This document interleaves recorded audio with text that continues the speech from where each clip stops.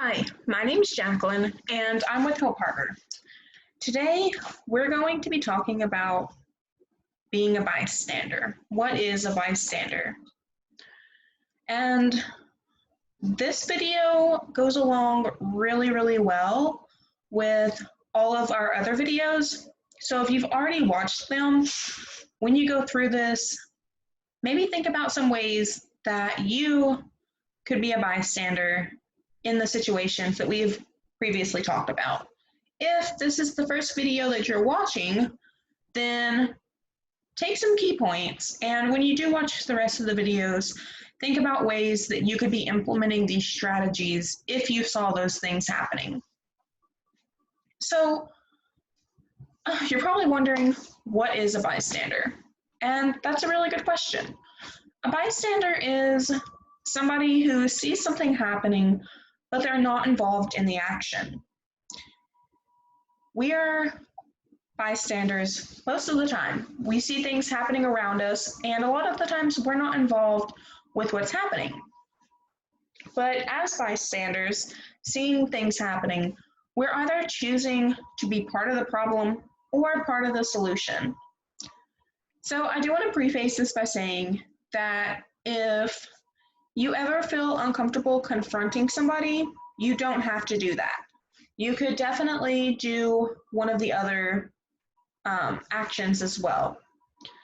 So the three things that you can do if you're a bystander and you see something happening, to help be part of the solution, you can either step in, hand off, or sidetrack. These are known as the three basic bystander strategies. So the first one is stepping in. This is going to be directly intervening. For the sake of these examples, for the sake of these three strategies, I'm going to use the example of two people are standing at lockers and they look like they're about to get in a fight. So let's say you see that happening and you want to use the step-in strategy. This could look like going up, speaking to that person, and telling them that what they're doing is not okay and they need to stop. You can bring your friends for backup, you can bring people to support you, and then you all have them join in. Have them say, yeah, what you're doing is not okay. Really, you need to stop. And directly intervene that way. The next one is going to be handing the situation off. This could be asking someone else to handle the situation for you. So you see the people in the lockers about to get in a fight, and you tell, maybe you have a friend who is more brazen and bold than you are. And so somebody who's not afraid of confrontation. And so you can easily ask them to go over and step in and help with that situation. This could also look like you see a teacher down at the end of the hallway who's not really paying attention, and you just walk past that teacher and you say, hey, there's a situation down there, I think you should go check it out, and you just keep walking. You've let them know that there's something going on, make sure that they hear you, and make sure you're going to teachers that you know will help. So, handing the situation off could also look like if you see somebody maybe being cyberbullied, maybe messaging their parents or messaging their friends and letting them know what's going on so they can check in on that person and make sure that they're okay. The last one is going to be called sidetracking. So this is creating a distraction that sidetracks the bully. So you see them at the locker about to get in the fight.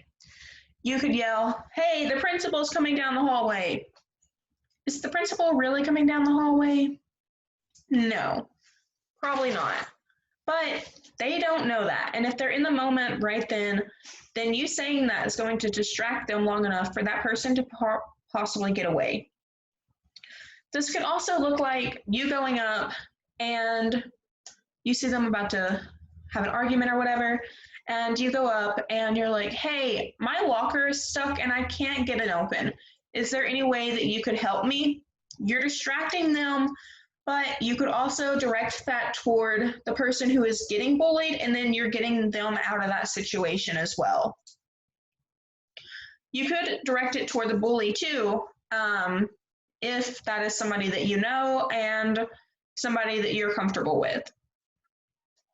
So sidetracking could also just be like creating a loud noise. So accidentally dropping your books on the ground. It's going to create a noise that's going to scare people probably. And so you could then have the distraction created that way. So if you're a bystander and you've done one of these strategies, check in with the person who is being bullied. Make sure that they're okay. Take a second look and make sure that they're not in harm's way anymore. And then ask yourself, if you see situations happening, if this were someone that I loved, would I want somebody to step in and help them?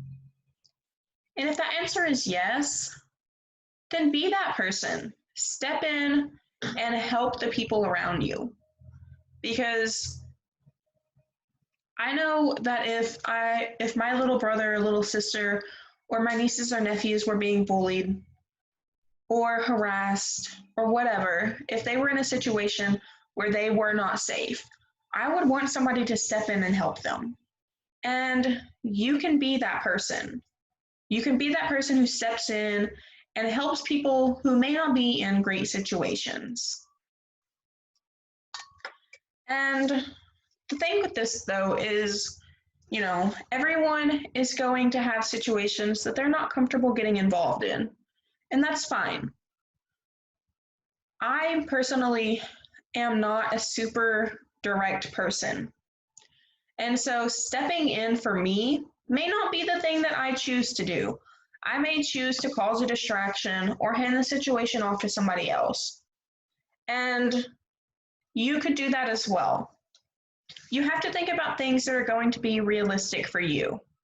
That's why I said at the beginning, if this is the first video you watch, think about how you can be a bystander if you see the other situations happening that we talk about. But if this is maybe a middle video or the last video that you've seen, think about some realistic strategies that you can use if you were to run into situations like we have already talked about.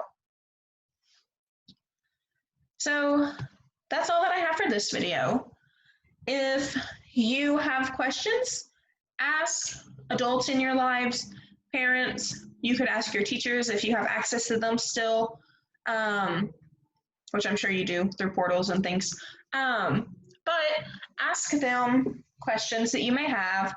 And if they don't have the answers you're looking for, or they don't have answers for you, then you can call our office as well, and we will be more than happy to answer those for you. I hope you have a great day. Keep a lookout for situations where people may not be comfortable. And if you see them happening, help the person. Thank you.